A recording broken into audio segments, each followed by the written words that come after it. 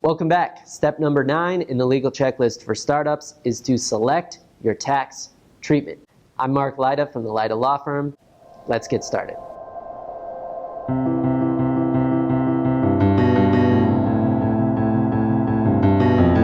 This is a very similar issue to selecting your type of entity.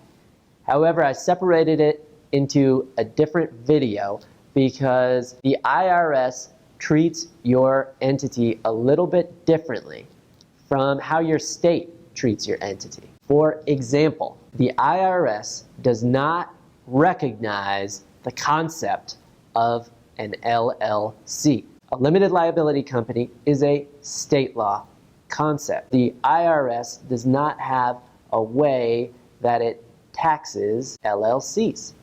So if you have decided to be an LLC and register as such with your state, you will then separately have to decide how you want the IRS to tax your company. If you are a single member LLC, the default method of taxation is that the IRS will treat you as a sole proprietor. However, you can elect to be taxed as a subchapter S corporation if you are an LLC. So if you are a single member LLC, the question of whether to be taxed as a sole proprietor or as an S corp is really a financial question.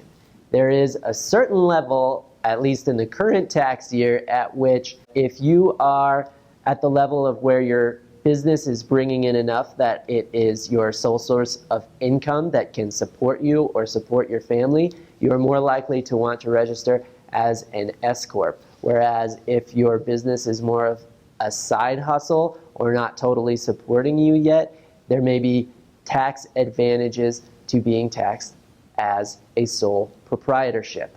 But really that's a dollars and cents question more than a legal question. Those are the options if you are a single member LLC. If you are a multi-member LLC, the IRS default tax treatment will be to treat you as a partnership. But again, if you want to elect to be taxed as an S corp, you can do so even as a multi-member LLC.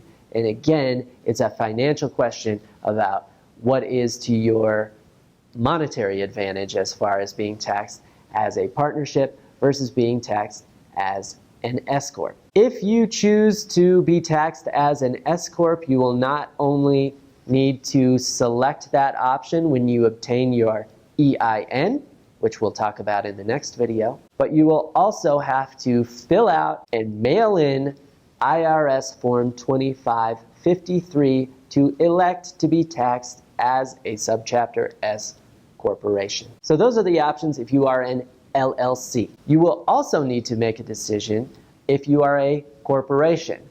The difference between C corporations and S corporations we talked about in the prior video on selecting your type of entity.